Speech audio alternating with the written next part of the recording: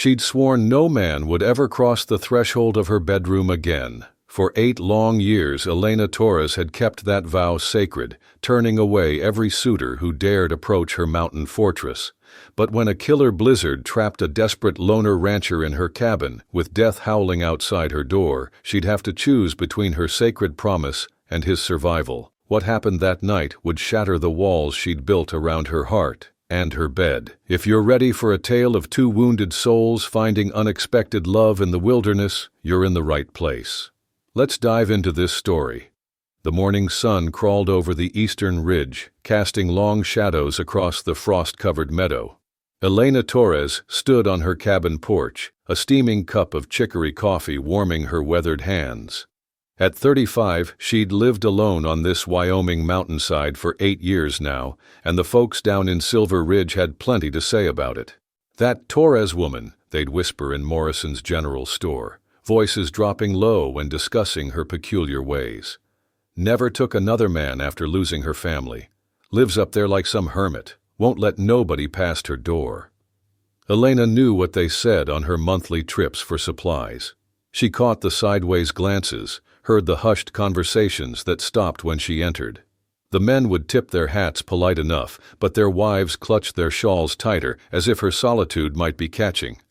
Truth was, Elena preferred it this way. Her small holding provided everything she needed: a vegetable garden that caught the morning sun, a dozen chickens that laid regular, 2 milk cows, and knowledge of every healing herb that grew wild on the mountainside. She'd learned the plants from her grandmother back when life held different promises. The cabin itself wasn't much to look at. Single room with a stone fireplace, a bed in the corner behind a worn calico curtain, rough-hewn table and chairs her late husband Carlos had made with his own hands. But it was hers, built strong enough to weather harsh Wyoming winters, far enough from town to avoid unwanted visitors. She sipped her coffee and watched her breath cloud in the cold air. First frost meant she needed to finish harvesting the late squash, pull the last of the carrots, and prepare her root cellar for the long months ahead. Living alone meant doing a man's work and a woman's too, but she'd grown strong these 8 years. "Morning, Daisy," she called to her brown cow, who lowed in response from the small barn. The animals knew her routine well, milking at dawn, feeding the chickens, checking the fence line for breaks. Simple work that kept her hands busy and her mind from wandering to places better left alone. It was while collecting eggs that she found herself thinking about the letter tucked in her Bible. Her sister Rosa, living comfortable back in Denver, writing again about finding a new husband, starting over.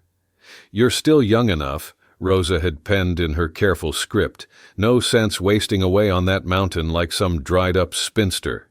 Elena snorted at the memory. Rosa didn't understand. How could she?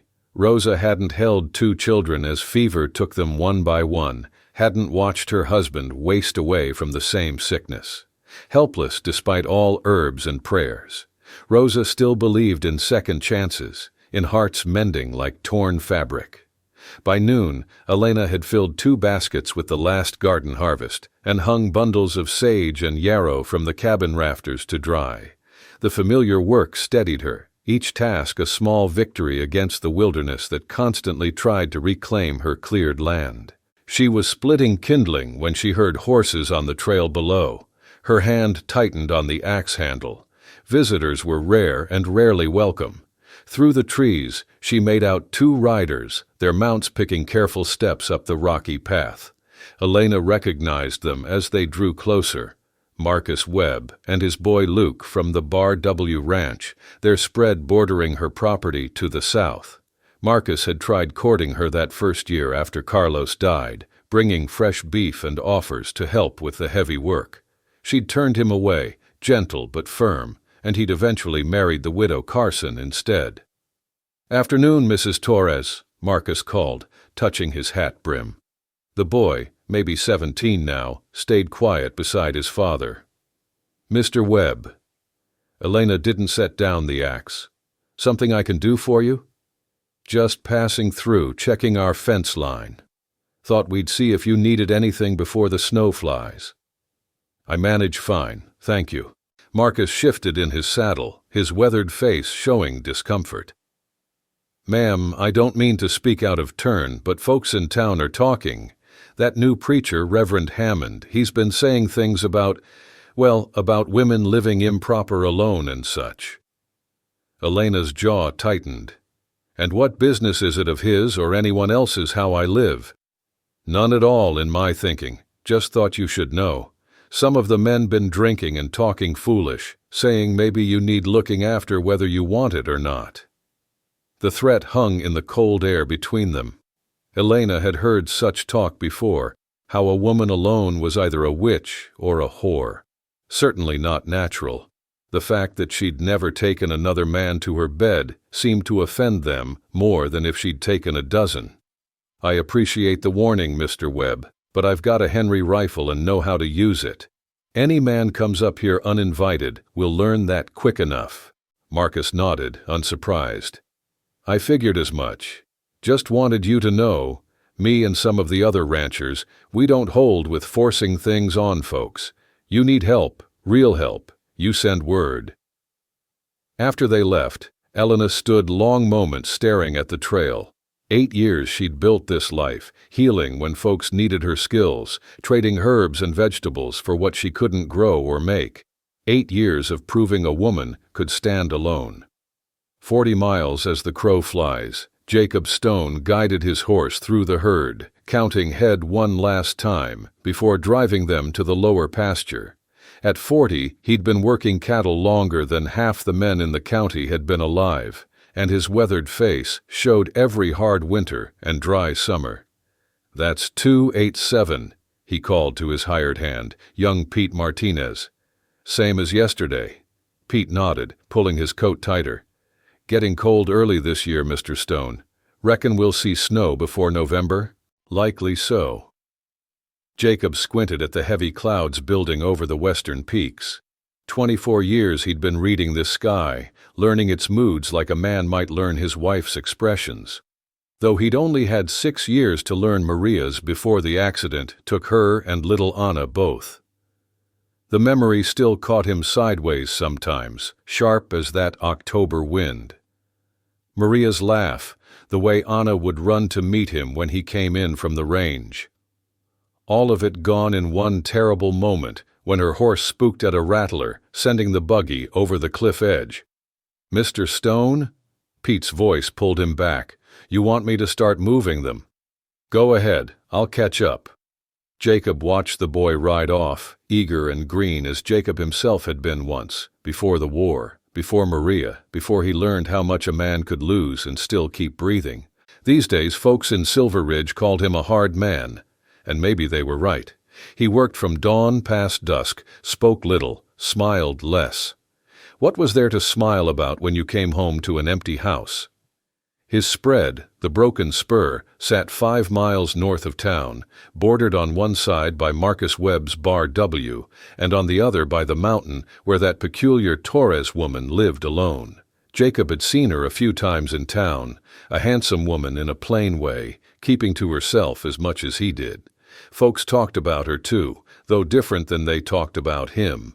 A man alone was just ornery. A woman alone was unnatural.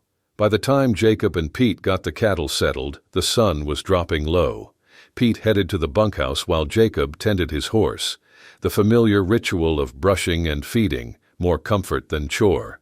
The barn smelled of hay and leather, honest sense that asked nothing of him. "Getting too old for this," he muttered to his gelding, Storm, who snorted in what might have been agreement. Jacob's back ached from 12 hours in the saddle, his hands stiff with cold. Time was he'd thought about selling out, moving to California or Oregon, starting fresh. But this land held Maria and Anna buried in the small plot behind the house.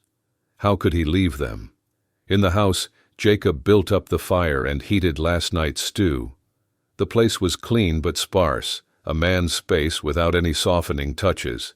Maria's things he'd packed away that first year, unable to bear seeing her sewing basket or Anna's rag doll. Now the house felt more like a bunkhouse where he happened to sleep than a home. He ate standing by the window, watching darkness creep across his land. Good grazing land, water rights secured, buildings solid, a legacy for no one. The storm warning came 3 days later, temperature dropping fast, clouds building heavy and dark. Jacob and Pete worked fevered to prepare, moving cattle to sheltered areas, securing loose equipment, bringing in extra feed from the far barn. "Never seen clouds that color," Pete said nervously, like a bruise over the whole sky. Jacob studied the horizon, unease prickling his neck. In 24 years, he'd weathered some fierce storms, but something about this one felt different. The air itself seemed to hold its breath, waiting. "Soon as we're done here, you head to town," he told Pete. "Stay at the boarding house until this blows over."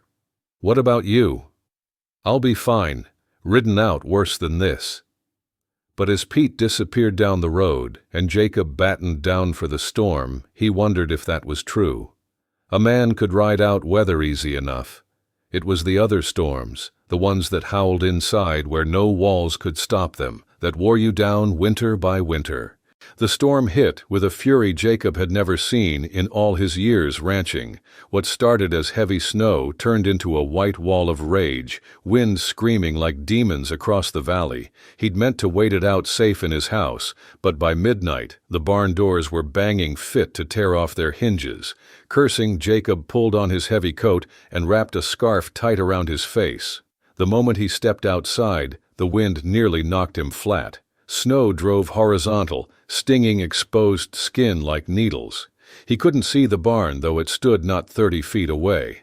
Fighting for every step, Jacob made it to the barn and wrestled the doors secure. The horses were wild-eyed with fear, and he spent precious minutes calming them, checking their water hadn't frozen. By the time he started back, he could barely feel his fingers inside his gloves. That's when Storm broke free. The gelding burst through the stall gate. Jacob hadn't latched proper in his haste, crashing out the side door into the storm. Without thinking, Jacob lunged after him. A man didn't let his horse die in weather like this, not a horse that had carried him faithful for 9 years. "Storm! Whoa, boy!" His voice vanished in the wind. Jacob stumbled after the fleeing shadow, following broken snow trail and instinct. The world had shrunk to a few feet of swirling white. No landmarks, no direction, just the killing cold and the need to find his horse. He didn't know how long he searched.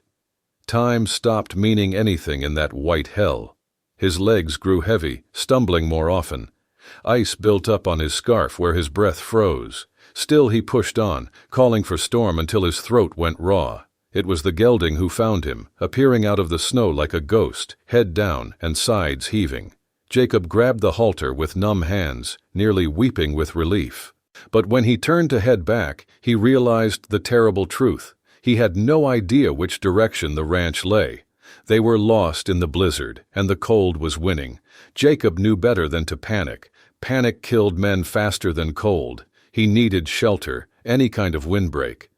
Leading Storm, he stumbled forward, praying for a ravine, a stand of trees, anything. His boots had filled with snow, feet like blocks of ice. How long before frostbite? How long before he simply lay down in the snow and didn't get up? Through the howling wind, he thought he smelled smoke, wood smoke.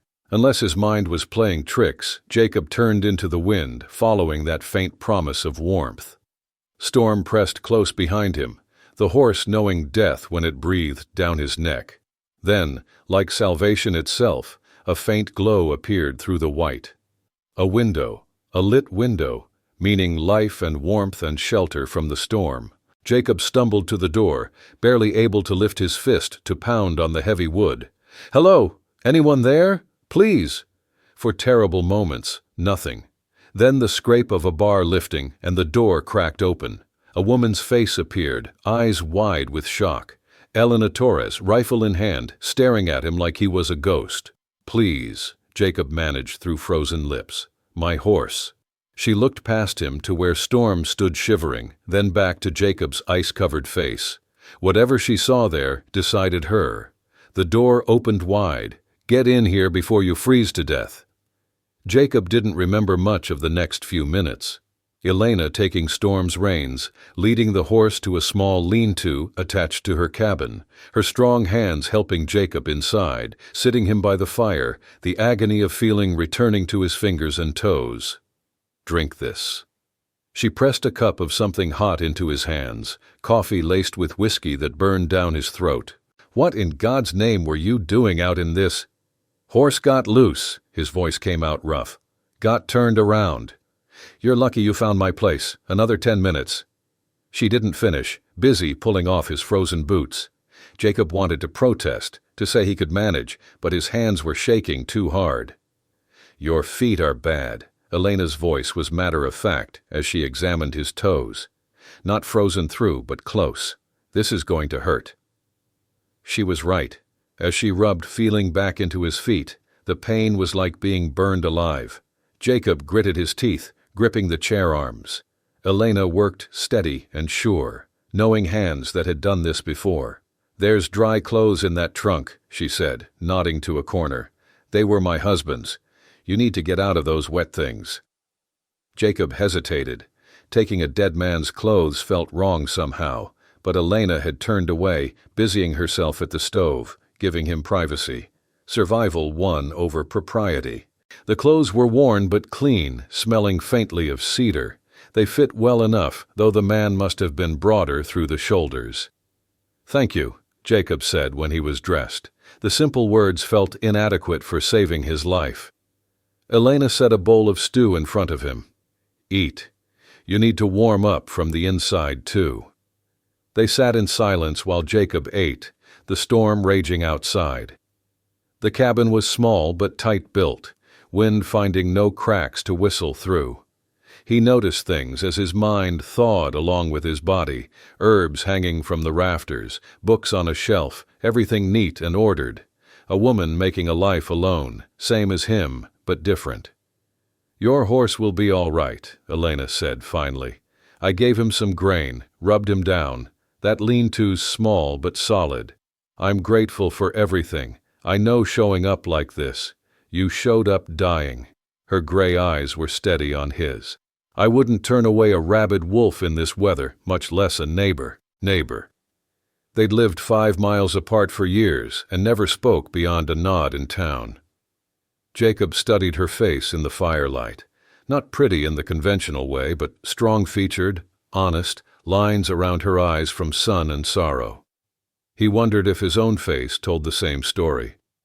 "I should bed down in the lean-to," he said as he finished eating. "I've imposed enough."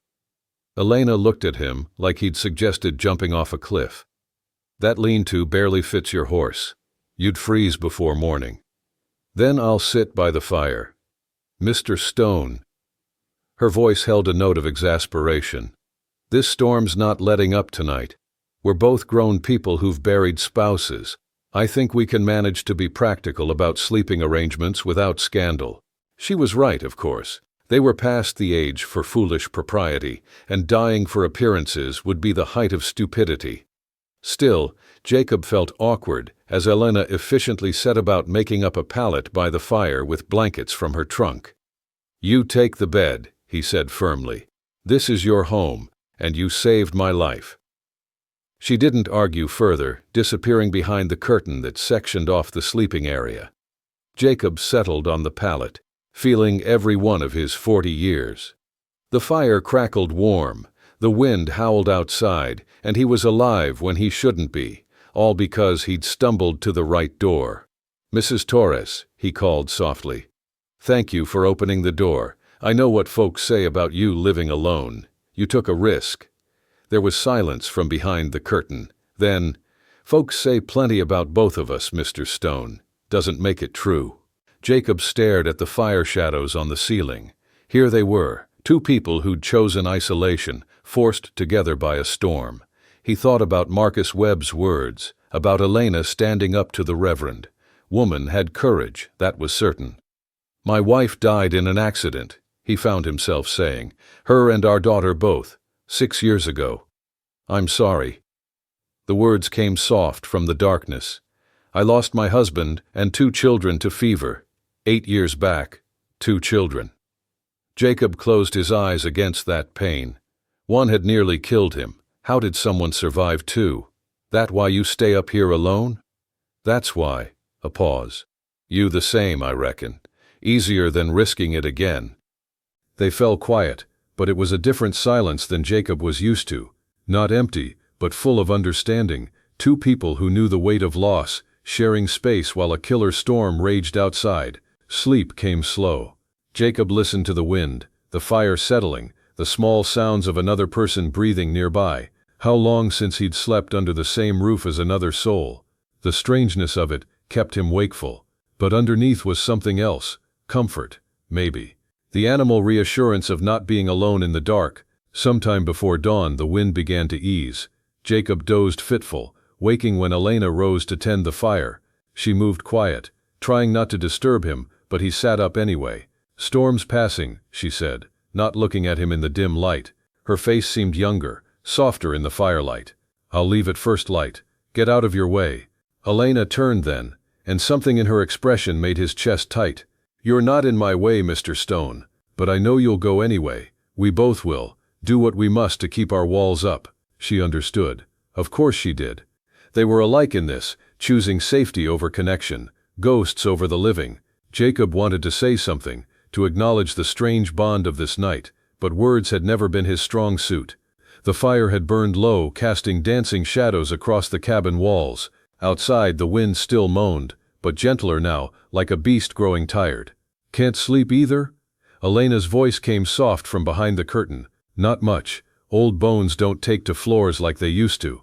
He heard her moving, then the curtain pulled back. She stood there in a wool wrapper, hair braided for sleep, looking uncertain.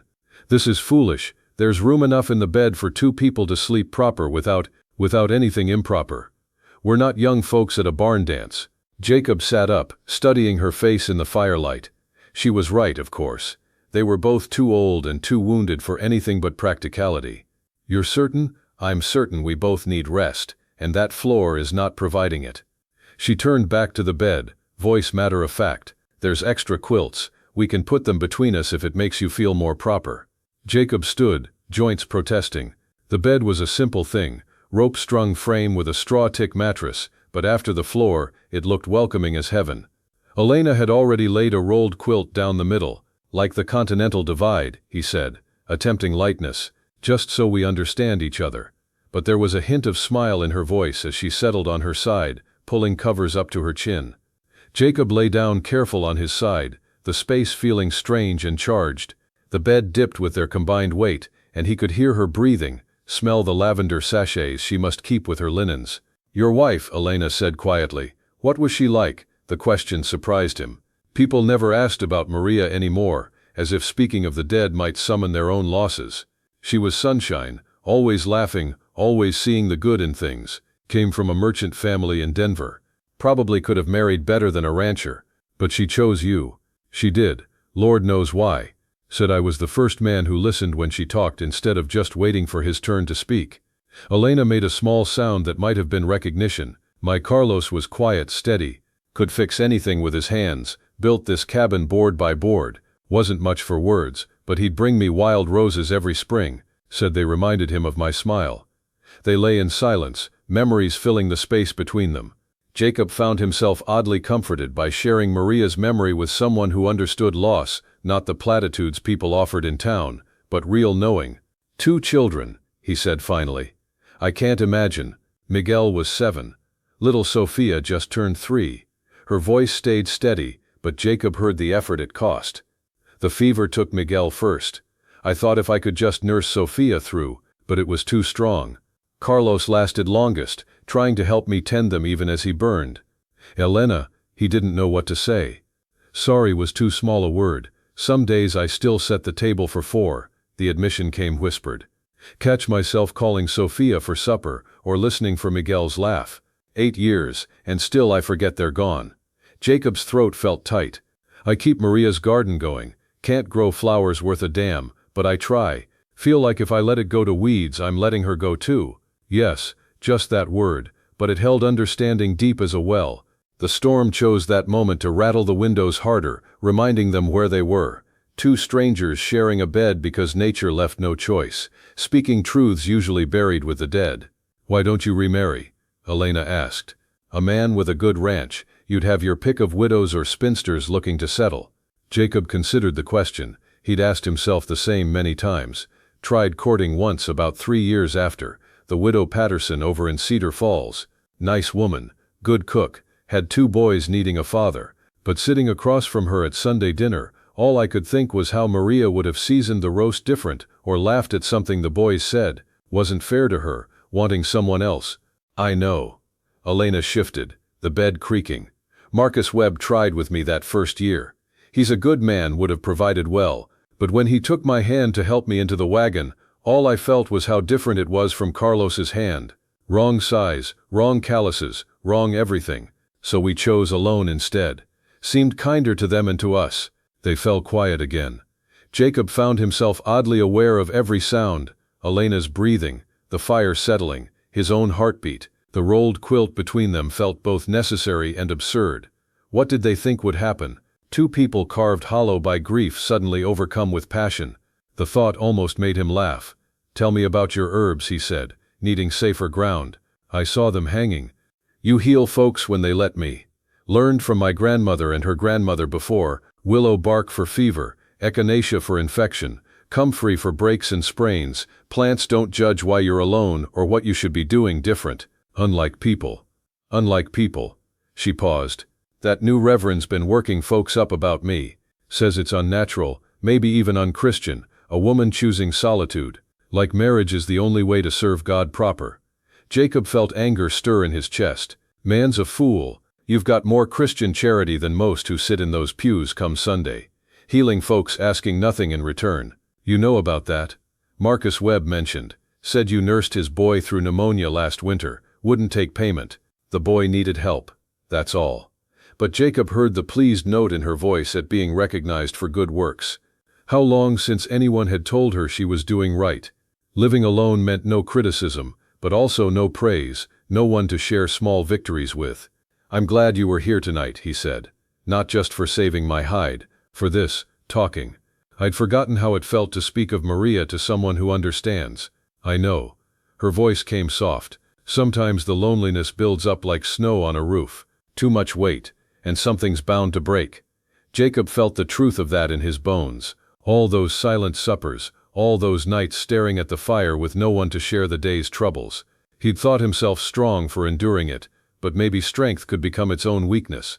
Sun will be up soon, Elena said. Storm's moving on. Neither moved. In a few hours, Jacob would return to his ranch, Elena to her solitary routine. This strange night would become a memory, something to puzzle over during long winter evenings, but for now, they lay still, 2 souls who'd forgotten human warmth, finding comfort in simple proximity.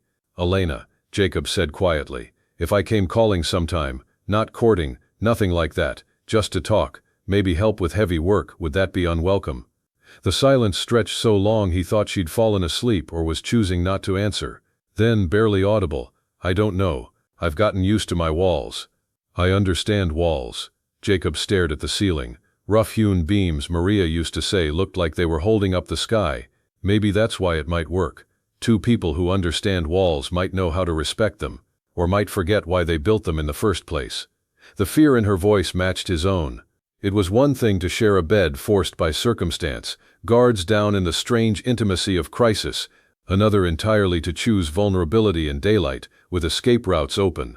You're right, he said. Forget I asked. But Elena surprised him. I didn't say no, I said I don't know. There's a difference. They lay quiet as the first pale light crept through the windows.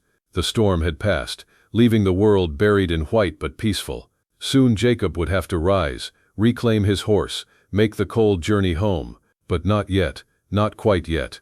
Thank you, he said, for opening your door, for the food and shelter, for remembering with me. Thank you, Elena replied, for reminding me I'm not the only one who chose empty over risk.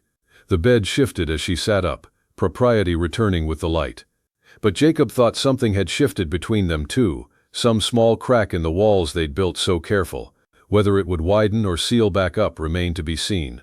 For now, it was enough to have passed a night not alone, to have spoken names usually held silent, to remember they were still human underneath all that armor. The storm had forced them together, but what they'd found in that forcing that was theirs to keep or discard. Jacob rose and began folding the blankets, returning the cabin to its proper order. But the memory of shared warmth, shared sorrow, shared understanding that would linger long after the snow melted. And maybe, just maybe, that was the first dangerous step toward something neither quite dared name. The spring wedding was small, just a handful of friends, and the preacher who'd finally learned to mind his own business. Elena Torres became Elena Stone in a simple ceremony at the ranch, wearing her grandmother's dress and carrying wildflowers Jacob had picked that morning. No man had reached her bed for 8 years, but Jacob Stone wasn't just any man. He was the loner rancher who'd stumbled frozen to her door, who'd shared her stories and understood her scars, who'd proven that sometimes the best love comes not in youth's passionate fire, but in winter's quiet warmth. Their marriage bed was different from their first, built on choice rather than circumstance, on healing rather than hunger. But when Elena finally welcomed Jacob past that calico curtain, past the walls around her heart, it was with the full knowledge that some storms bring destruction, others bring exactly what you need. Thank you for joining Elena and Jacob on their journey from isolation to love. If you enjoyed this tale of two wounded hearts finding healing together, please subscribe to this channel and share your thoughts below. Have you ever found love when you least expected it? We'd love to hear your story.